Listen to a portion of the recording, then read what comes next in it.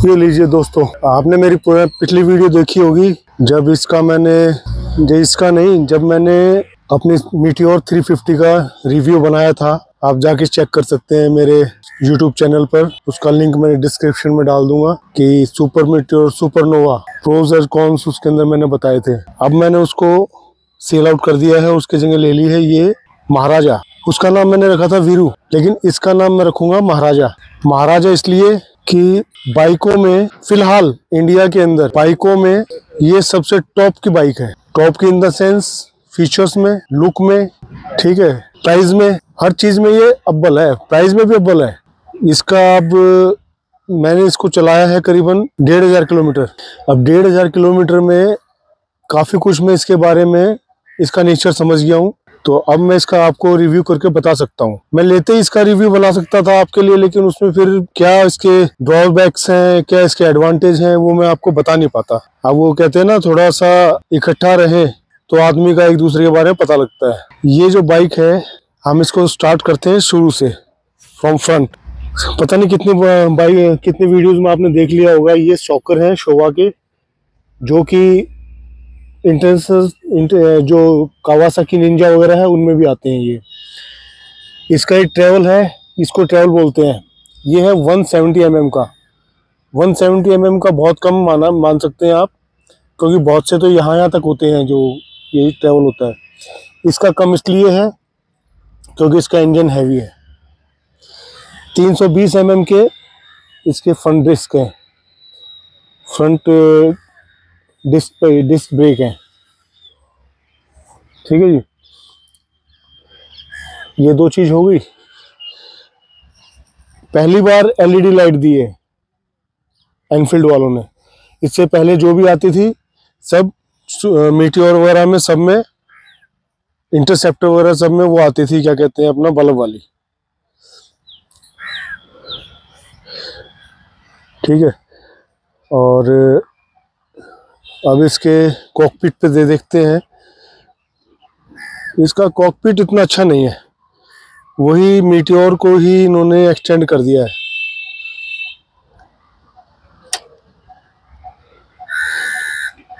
ठीक है ना, मीटियोर वाले भी एक छोटा कटोरा एक बड़ा कटोरा ये रख दिए हैं।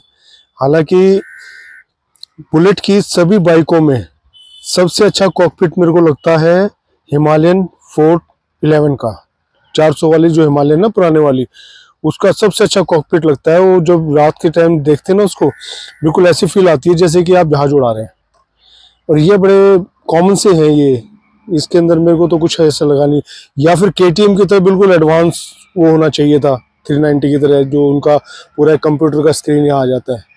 लेकिन ये एक, इसके बारे में सोचना चाहिए उसको, बुलेट वालों को। ये शीशे हैं यहाँ पे, ये शीशे यहाँ गलत हैं। अब जैसे हम लोग चलते हैं, ट्रैवल करते हैं तो चलते कई बार क्या होता है, हमें अपना गोप्रो भी ठीक करना होता है, हमें वो शीशा ऊपर नीचे भी करना होता है। तो जैसे आप चलते अगर ऐसे आप हाथ उठाते हैं ना, तो ये अगर ऊपर की तरफ हो तो ये लगते हैं, जिससे कि बाइक थोड़ी सी हिलती है, जो कि बहुत ही डेंजरस है, वो होना नहीं चाहिए। तो मैंने तो उसको मना किया था कि मैं कहा भैया इसको उतार दे और अपने स्टॉक वाले लगा ले यहाँ पे, जो ये है ना, ये यहाँ लगते हैं जो। लेकिन अभी भाई साहब जो है ना, कह रहे हैं नहीं, अभी ये थोड़ा उन्होंने नीचे कर दिया। बोला अब ठीक है। अब नीचे में क्या है, नीचे में ये ऐसे हाथ रहता है इसका, और जब मोड़ते हैं तो हमें देखने के लिए काफी नीचे यूं देखना पड़ता है। और अगर यहाँ पे होंगे तो हम सीधा ऐसे देख सकते हैं बिना गर्दन को नीचे किए हुए। अब इसमें तो बिल्कुल नीचे झुक के देखना पड़ता है। ये भी एक डिसएडवांटेज है इसकी। तो ये स्टॉक वाले लगवाऊंगा मैं जब इन भाई साहब का मन भर जाएगा तब। टैंक इसका है 15.5 या 6 लीटर का है, जो कि सफिशिएंट है। मैंने शॉटगन को खाली 2-3 कारणों के कारण उसको जो मैंने खरीदा नहीं। एक तो उसका टैंक जो है वो 13 लीटर का ही था। दूसरा, उसकी जो लुक थी वो कुछ रेट्रो टाइप की थी। और इसके अंदर क्या है कि जैसे मैं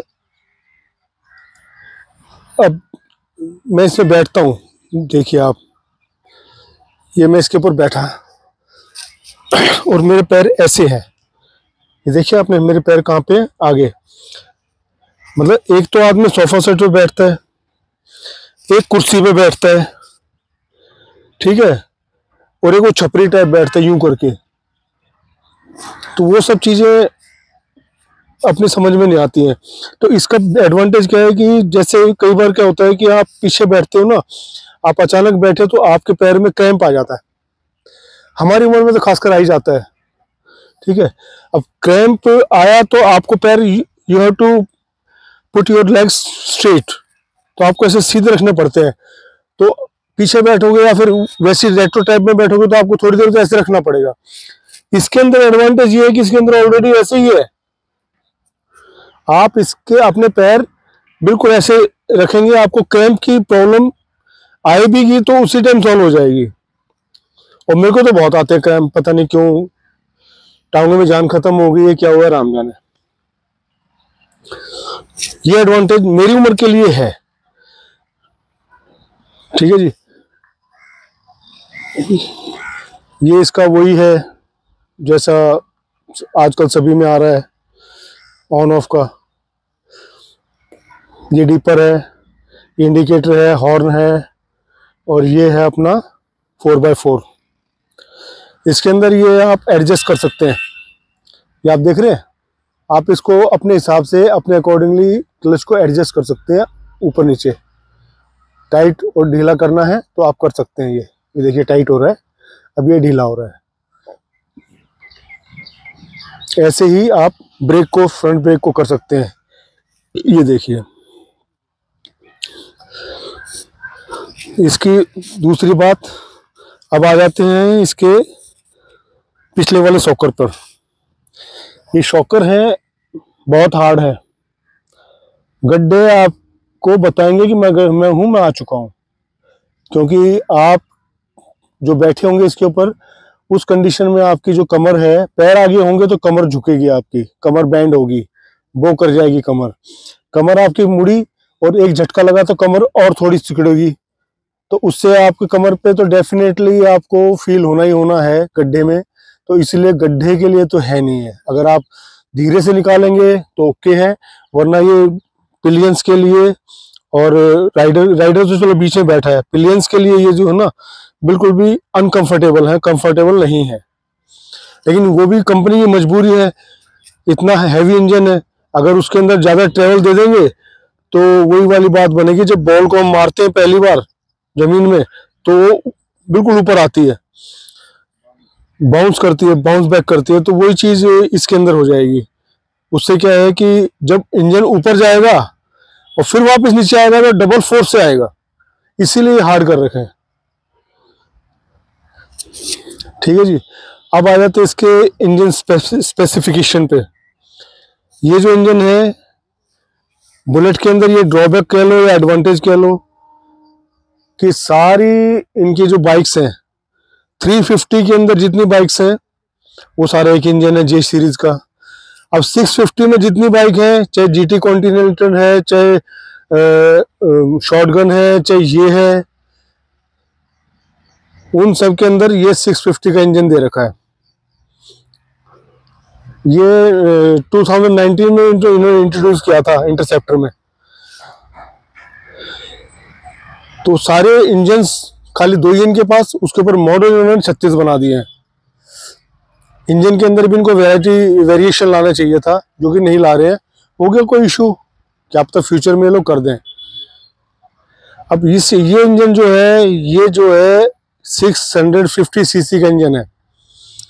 650 को कैसे काउंट करेंगे आप? सीसी बोले तो क्यूबिक सेंटीमीटर। क्यूबिक सेंटीमीटर मतलब जो पिस्टन होता है हमारे इसके अंदर, पिस्टन का जो डाया होता है, कितना मोटा पिस्टन है, वो सीसी से नापते हैं, क्यूबिक सेंटीमीटर से हम नापते हैं। तो जिस बाइक में, जैसे स्प्लेंडर है वो उसको 110 है, उसका इतना मिलेगा, ठीक है। इसका 650 है, इसका इतना मिलेगा, फिर 350 का इतना मिलेगा। वो डाये के हिसाब से उसको 650 का इसका नाम रखा गया है, सीसी, 650 सीसी, उसी हिसाब से हम कैलकुलेट करते हैं, ठीक है। 650 जो इंजन है ये कोई हल्का इंजन नहीं है, काफी रिफाइंड इंजन है, काफी अच्छा इंजन है। बस थोड़ा सा, क्योंकि हैवीनेस ज्यादा है तो थोड़ा सा इसके अंदर से इंजन में से एक साउंड आपको आता रहता है, जो कि आपको मीटियोर में और नए जे सीरीज 350 के इंजन में नहीं मिलेगा। इसके अंदर है वो भाई, नेचुरल है कि इतना हैवी इंजन है तो कुछ साउंड तो वहां पे रहेगा ही। इसके अंदर जो टॉर्क है, एनएम टॉर्क इसके अंदर है 46.2, और जो 350 है उसके अंदर है 26। तो ऑलमोस्ट डबल टॉर्क है इसके अंदर। टॉर्क क्या करता है, आपने गाड़ी चला ली, गाड़ी चलाने के बाद आपको दूसरे तीसरे चौथे गियर में आप चल रहे हैं और आपको एकदम गाड़ी को पुल करना है, एकदम रेस दे के आगे निकलना है, ओवरटेक करना है, उस टाइम टॉर्क काम आता है। ठीक है, तो उस टाइम इतनी पावर है इसके अंदर, पलक झपकते ही आगे निकल जाती है। आपको गियर बदलने की ज्यादा जरूरत नहीं है कि भाई छोटे गियर में डालूंगा तब निकलेगी, तब पावर मेरे को गेन होगी। वो छोटी मोटरसाइकिल जो होती है ना, उनमें हमें करना पड़ता है। ये तो हो गया एनएम टॉर्क। अब आ जाओ इसके बीएचपी। बीएचपी क्या करती है, बीएचपी आपको शुरू में जब आप पहले गियर में लगाएंगे तो उसके बाद आप कितना इसके अंदर पिकअप मिल रहा है, दैट इज बीएचपी। वो उसके अंदर है 20, 350 मीटियोर में सिर्फ 20 बीएचपी है। इसके अंदर है 46, सॉरी इसके अंदर 46 है, लेकिन टॉर्क इसके अंदर 52.2 है। टॉर्क में आपको गलत बता गया था, टॉर्क इसके अंदर 52.2 है और बीएचपी 46 है।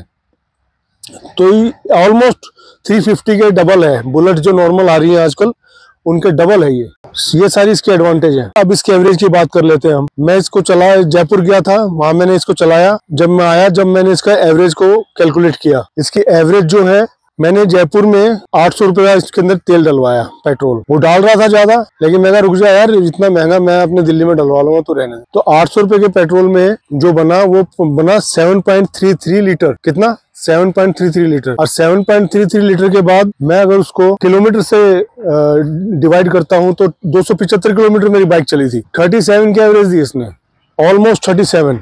इतनी हैवी बाइक हाईवे पे, और वो भी जयपुर रोड तो बिल्कुल टूटा पड़ा है, बिल्कुल रद्दी रोड है वो, उसके ऊपर आप कंटिन्यू से चला ही सकते। इवन दो इसने मेरे को 37 की एवरेज दी, बिल्कुल बहुत अच्छी एवरेज है। सिटी में मैंने नापी है, सिटी में इसकी एवरेज 20-22 से ऊपर है ही नहीं। चाहे आप कितने अच्छा चला लो, कितना ही खराब चला लो, कितने धीरे चला लो, कितने ही आराम से चला लो, कुछ चला लो, लेकिन इससे ऊपर देगी नहीं है। अब इसके बाद मैंने आफ्टर मार्केट क्या करवाया, ये शीशा लगवाया। ठीक है साहब, ये जाना का क्रैश गार्ड लगवाया, ये 3S का इंजन गार्ड लगवाया,